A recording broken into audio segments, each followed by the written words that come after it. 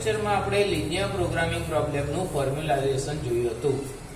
હવે આજે આપણે સોલ્યુશન કેટલા પ્રકારના હોઈ શકે એ સોલ્યુશન વિશેની માહિતી મેળવીશું. સૌથી પહેલા સોલ્યુશન સોલ્યુશનની વ્યાખ્યા કરવી હોય તો એમ થઈ શકે the pair of basic variable x1 and x2 કે જે તે કન્સ્ટ્રેન્ટ સેટિસ્ફાઈડ કરે છે.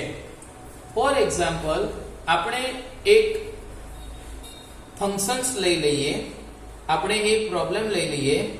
ધારો કે માની લો કે મેક્સિમાઇઝેશન z બરાબર 3x1 2x2 આપેલા છે અને આપણને બે અથવા તો બે કરતા વધારે કન્સ્ટ્રેન્ટ આપી છે જેમાં 2x1 3x2 is less than equal to 8 or 9, 3x1 2x2 is less than equal to 12 અને x1 x2 is less than equal to 15.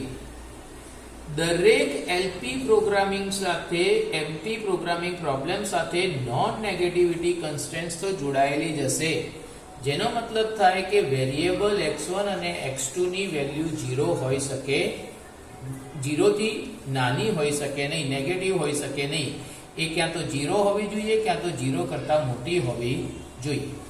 હવે સોલ્યુશનનો મતલબ શું થાય કે આપણે વેરિયેબલ x1 અને x2 ની કોઈ પણ એ પેર કે જે આમાંથી કન્સ્ટ્રેન્ટ સેટિસ્ફાય કરશે, જેમ કે ધારી લઈએ કે x1 બરાબર 1 લઈએ અને x2 બરાબર 1 લઈએ, તો પહેલી કન્સ્ટ્રેન્ટ ની અંદર 2 ગુણ્યા 1 વત્તા 3 ગુણ્યા 1 બરાબર 5 જે 9 કરતા નાના છે એ સેટિસ્ફાઈડ કરે છે. એટલે કે x1 x2 1 1 એ એક આ પ્રોબ્લેમનું સોલ્યુશન છે. એવી જ રીતના જ્યારે તમે x1 ની વેલ્યુ 0 લો અને x2 ની વેલ્યુ 1 લો તો એ પણ એક સોલ્યુશન થશે. જ્યારે તમે x1 ની વેલ્યુ 1 લો અને x2 ની વેલ્યુ 0 લો તો પણ એક સોલ્યુશન થશે. એટલે કે બેઝિક વેરિયેબલ x1 x2 ની એવી દરેક પેર કે જે તમારી કોઈ એક કન્સ્ટ્રેન્ટ્સને સેટિસ્ફાઈડ કરતું હોય એને ગિવન એલપી પ્રોબ્લેમનું સોલ્યુશન તરીકે ઓળખવામાં આવશે. ત્યારબાદ બીજી વ્યાખ્યા છે ફિઝિબલ સોલ્યુશન. ફિઝિબલ સોલ્યુશન એટલે શું? અહીંયા પણ વેરિયેબલ x1 અને x2 ની પેર. સોલ્યુશનનો મતલબ થાય કે કોઈ પણ એક કન્સ્ટ્રેન્ટ સેટિસ્ફાઈડ થતું હોય એ. જ્યારે ફિઝિબલ સોલ્યુશનનો મતલબ થાય છે કે x1 x2 ની પેર જે આપેલી બધી જ કન્સ્ટ્રેન્ટ સેટિસ્ફાઈડ થશે એને ફિઝિબલ સોલ્યુશન કહેવાશે.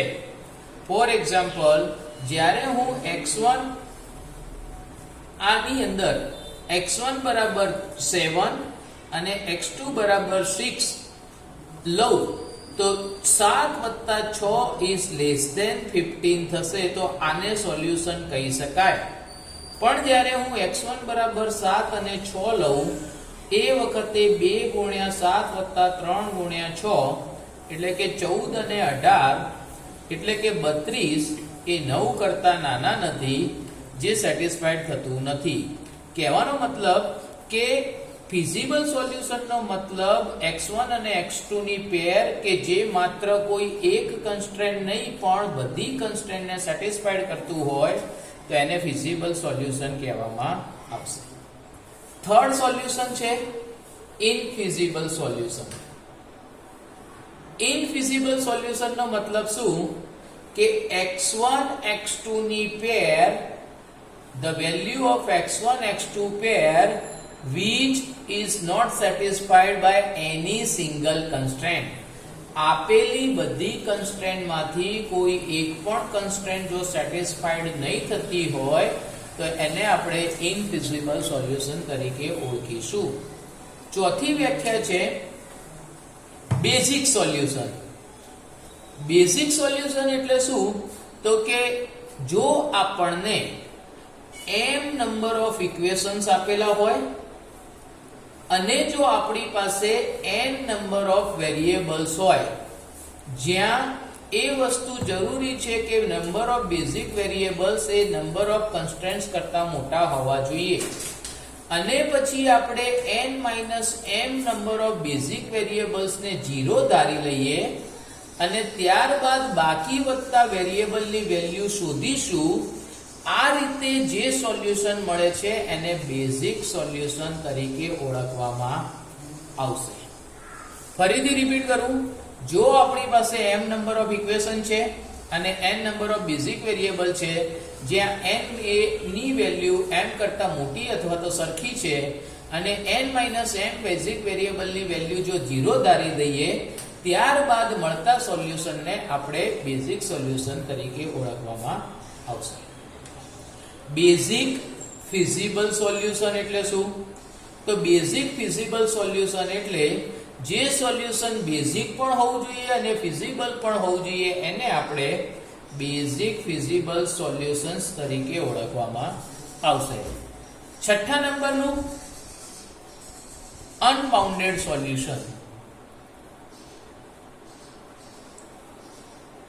અનબાઉન્ડેડ સોલ્યુશનનો મતલબ શું થાય કે જ્યારે આપણે ક્યાં તો x1 અથવા તો x2 નો વેરિયેબલની વેલ્યુ ઇનડિફાઇનાઇટ ઇન્ક્રીઝ અથવા તો ડિક્રીઝ થતી હોય, એટલે કે આપણે જ્યારે x1 અને x2 ની વેલ્યુઝને અપર ડાયરેક્શનની અંદર અથવા તો લોઅર ડાયરેક્શનની અંદર રેસ્ટ્રિક્ટ અથવા તો લિમિટ કરી શકતા હોઈએ નહીં અને x1 ની ઇનડિફાઇનાઇટ અને x2 ની ઇનડિફાઇનાઇટ વેલ્યુ મળતી હોય એવા સોલ્યુશનને અનબાઉન્ડેડ સોલ્યુશન તરીકે ઓળખવામાં આવશે.